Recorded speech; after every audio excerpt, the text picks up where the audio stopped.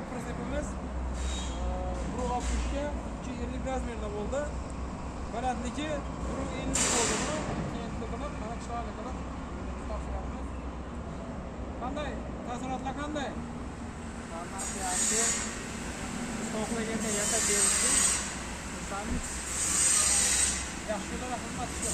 Hech qachon bo'lmadi. Kecha biz shu yerdan. Bu pritsepimiz 15 lik kubik balona traktor telashkasi resurslari bilan baquvvat resurlar 1 tonna, 1,5 tonna bemalol boqilaveradi bunga, hech balo qilmaydi.